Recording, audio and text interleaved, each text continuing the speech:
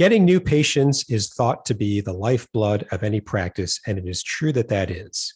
But what about offering more services to your current patients? That is another way to generate revenue. And my guest today has some thoughts on how to get started to do this. I'm Carl White, principal at Market Advisory Group, which is a healthcare marketing agency. And I'm also the host of Practice Care. And the mission for both is the same, and that's to help private practice owners stay private. Not only is that what they want, but I just really believe that care is better when it's just you and your provider at the table, and nobody else is secretly whispering into the provider's ear what their agenda is. Not a hospital, not a health system, not other owners in faraway lands, whoever else they may be. When it's just you and your provider, that's when care is best. And today, my guest is Jamie Spann. Jamie is the daughter of a maxillofacial surgeon who spent his entire career in private practice. So she's seen firsthand the struggles that he went through on the business side of his practice. And as a result, at least in part, she started a company called Business Savvy Physician that works to educate and work with private practices just like his. Today, they specialize in private practice startups, increasing revenue, recruiting staff, and online presence and reputation management. And Jamie, thank you very much for coming on Practice Care today. Thank you so much for having me, Carl. It's good to be here. Yeah, absolutely. And so I gave a very brief bio about you and your background, and there's a lot in there, a lifetime of watching a father grow a practice. You started a business. There's a lot in there. So just fill in some of the bio gaps for us so that we can get a better sense of you and your background. Sure. So basically, just like you said, my dad's a maxillofacial surgeon. He was in private practice his whole career. He was a facial trauma, so he was a little bit unique. So he worked with hospitals, one in particular, where he relied on them to send him patients because he was a trauma specialist. And so, over time, that significantly changed to where they wanted to keep, their own patients in-house with their own physicians that were part of their group. So he had a really hard time later on, and he had to learn, how to renegotiate his contracts throughout all these, years. His taking call, a lot of physicians don't even know they can get money from hospitals for taking call, even if they're not associated as part of their group. So they've had to, he had to learn that as well. He had to learn how to manage staff and all these things. And I think there are probably consultants back then, but he didn't know, that wasn't even a thing. And so I just wanted to try to make, things easier for physicians nowadays, letting them know, like, there's people out there who can help you. And so that specifically private practice physicians. Yeah. And it's doctors, they go to medical school to treat patients. And one of my previous guests said, Carl, they didn't actually come out and say in medical school that money is bad and making money is bad, but boy, you could tell it was kind of the messages to us. So even if that weren't the case, the business side of practice, the education, it's not out there. They just kind of have to go feel that on their own. And then, you come along with what I've learned is kind of an advanced concept, which is, now I've learned how to get patients. You want me to try to get more money out of them, or, get more revenue out of the same patients? That's like a graduate level course in and of itself. Or, right. It's hard enough to get them and then to keep them. So to kind of get our feet wet, can you give us an example of a client that you've helped or are helping, get more revenue out of their current patient base? Sure. There is one of my physicians is a female interventional pain management physician who had very gutsy to go out on her own right out of med school or out of residency and start her own practice, which I commend her for that. And she's doing a fabulous job. But, she needed a little tweaking on ways to improve workflow and things like that. Because, again, they don't get taught any of this stuff in school. They have no idea what they're doing. And so we've worked together on a little of that stuff in the beginning, but my main area, what I was doing with her to help her increase revenue, because she didn't have a lot of patients, and she has lots of bills, overhead, paying, student loans, all that. And so my goal was to help get her some extra money. And so we started implementing durable medical equipment, which specifically we're implementing orthopedic braces for her. So she's looking at, or she's doing, knee braces and back braces. And by doing that, that's increased her, she's on track. I mean, she was doing, gosh, I'm trying to think of her numbers, a couple 100,000 by the end of the year, just on that alone, extra revenue. Wow. because their Okay. patients need it. So, and they're happy and insurance is covering it. And so she's happy. That's good. Yeah. And you hit an important point there, which is her patients need it. And so if you, to listeners out there, every once in a while, I'll talk to a client or prospective client. We want to get into this. And in the back of my mind is that a legitimate clinical need that your patients might have? And sometimes the answer is yes, and sometimes the answer is no.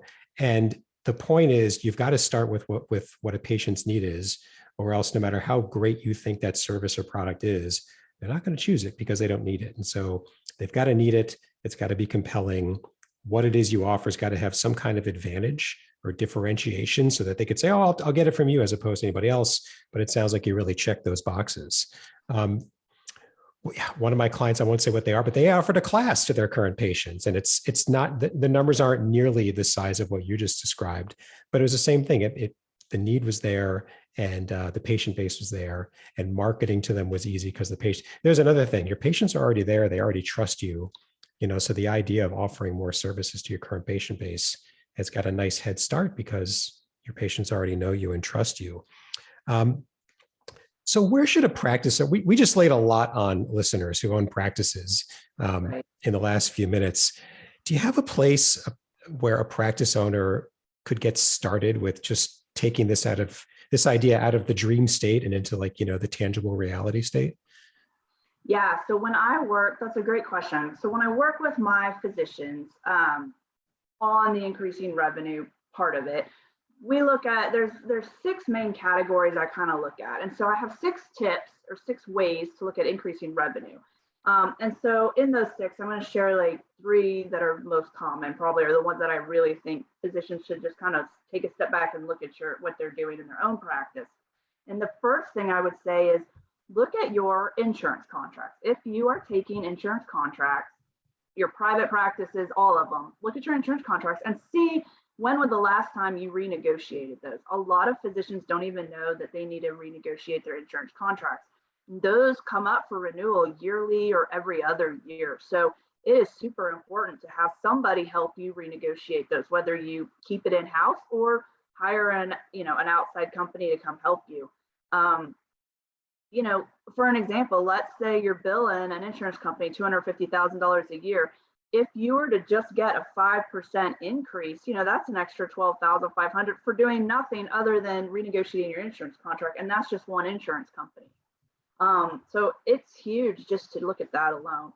The second thing I would probably look at is your Medicare and Medicaid contracts. If you take Medicare or Medicaid, look at what your first rate denials are. Those specific companies are set fees, period. So as long as you're putting in the correct verbiage and doing everything that they require, they're supposed to pay you, and it's set and it's quick.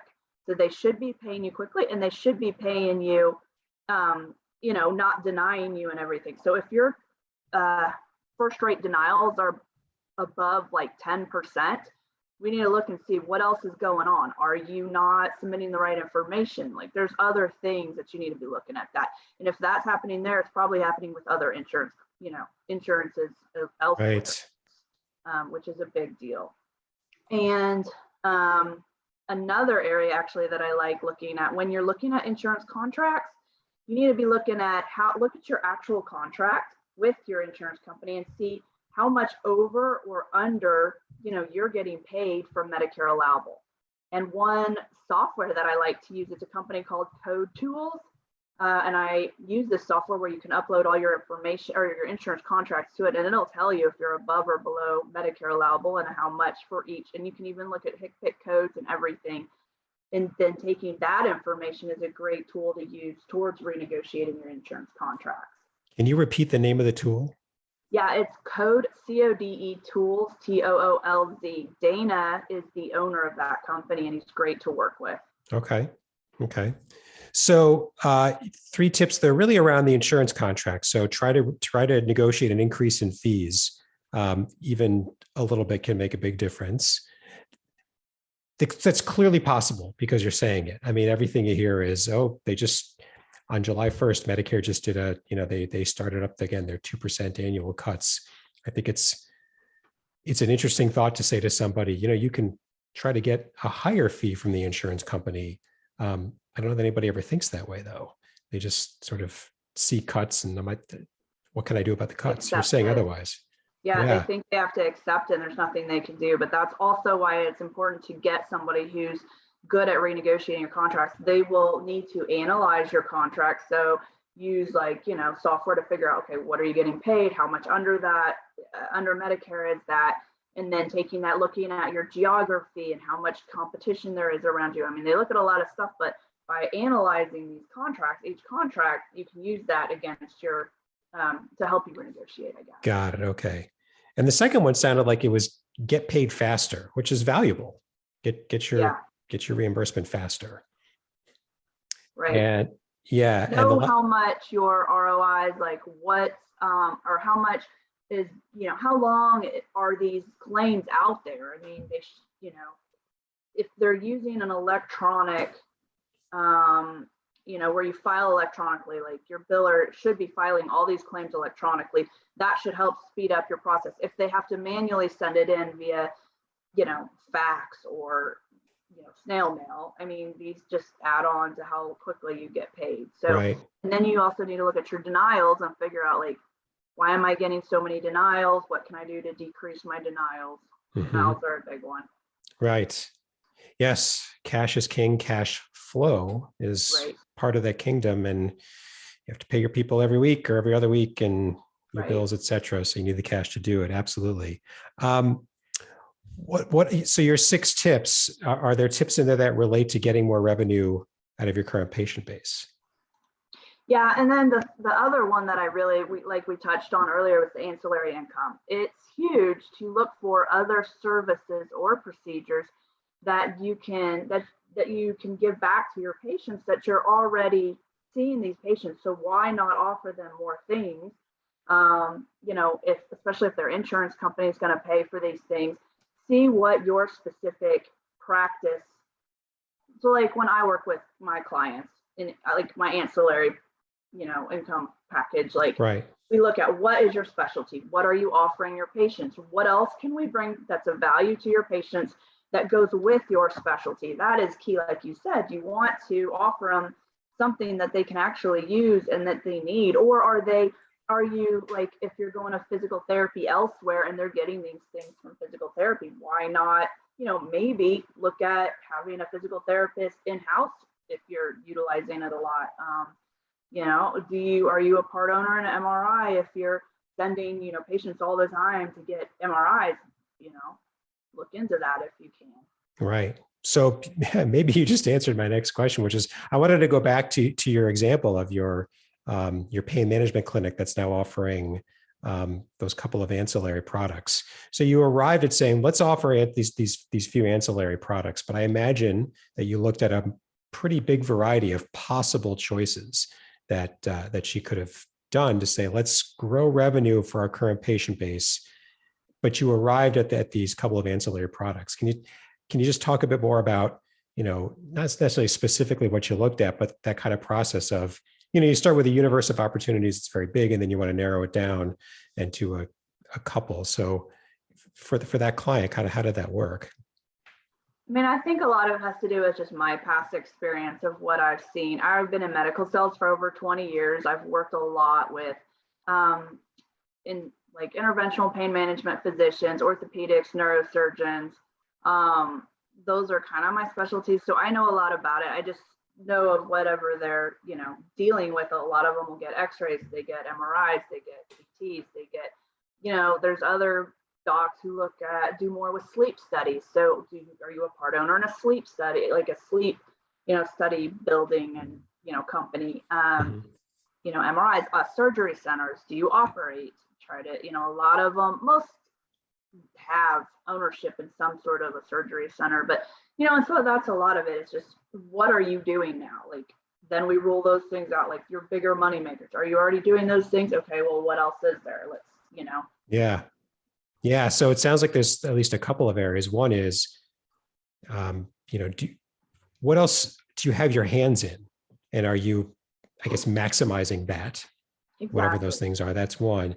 And the other one, not to say that that's not interesting, but this sounds really interesting, is it sounded like you were, follow the patients after they after they leave you. Where do they go next? Where do they go next? And Where are you referring them to? where are you Who are referring? you referring them to? Yeah. And why not think about, instead of letting them go next, to keep them with you, and maybe refer them less to keep them more in-house. Is that kind of the crux? Yeah. I mean, you trust the people you're working with. Or let's say you're a part owner in a physical therapy, because you have tons of patients who go to physical therapy, and you want the best for your patients. So why not become part owner in something that you believe in, that physical therapy practice?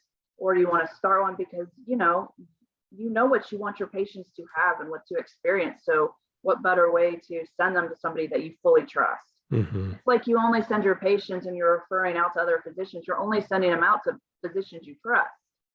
It's the same thing. You don't want to just send your patients to anyone or anywhere to do anything. You want something you trust. Right. That makes sense. It's very interesting. And I feel like we're just scratching the surface, and we could go hours on this. But is there anything you think, and kind of sort of wrapping up because we don't have hours, is there, just on the topic of more revenue from same patients, is there like anything else you think I should have asked you that I didn't ask, or any kind of, parting thoughts? So somebody's listening to this like, man, I really like what Jamie's saying. I want to get going on this as soon as she's done talking. Any kind of, tip on that point? I mean, I feel like we pretty much covered those main areas of where they can, kind of dig deeper into what they're already doing. If they need help, there's people who can help them, obviously. If they don't have time, look for people who can help them, like me. But, these are easy things you can have your own staff look into, especially, and we kind of touched briefly, but like online presence and patient reviews are a really big one. And we need to look deeper at those things and make sure your patients know that you're out there, because if they can't find you, especially if you've left a hospital practice and you're going off on your own, your patients can't find you. You need to be on the internet. You need to make sure your information is consistent. You need to make sure all your information is consistent across all websites. That's super important. Amen. That's what we spend a lot of time doing too. Yes. Exactly. It's and just to augment it, it's, you, Dr. X, you probably have a really good reputation in real life. You just need to make sure that when people find you online, they see that really quickly. And Exactly. it's easy to say, but not so easy to do necessarily. Otherwise, they're going to keep looking for somebody else, and they're not going to take the time to hunt down your bio, check you out. You need a good first impression. Absolutely. Well, I mean, and patients look at reviews online more now than they ever have before. And I know a lot of doctors don't think they have time to deal with it, or they don't want to have to ask their staff to, ask their patients for reviews. But there's other ways so you don't have to do that. And, Yeah. there's lots of options out there, but it is important to, get the reviews, because the reality is it's only your really, upset patients who want to leave the reviews, right? It's not the ones who are happy with you. So let's Yes. capture the happy ones so that everybody else in the world knows how fabulous you are, and that, having good reviews shows instant credibility and trust. And that's, ultimately going to get you more patients. And I know the goal is not to have more patients, just to work smarter, not harder, but, these things are helpful. Isn't it sad? The happy patients will just move out, but the unhappies will take the time to carve out time out of the day to complain. It's so frustrating. Here's the eye-opening stat, and it's it's eye-opening, no matter what you think of it. People trust reviews from strangers as much as recommendations from their own friends and family. Isn't that sad? There's like a sadness to that. A bunch of strangers are as influential in somebody's choice. I don't know. Well, and what's even more sad is physicians just try so hard to be good doctors. And there's so many things that hold them back from actually doing what they want to do, which is one positive thing of being able to go into private practice, right? You can operate and treat patients the way you truly want to. You don't have, anybody holding you back saying, we can't do this because the hospital doesn't approve of these things or whatever. But it all goes together. And we want doctors to be able to be doctors and to be able to provide good care and not be held back by their patients, from a bad review, and they're scared to get other reviews because they got one bad one. Mhm. Right. And so, yes, we want you to be good doctors, but we want you to be thriving private practice owners. And Right. so you've got to mind the store, so to speak, on the business side.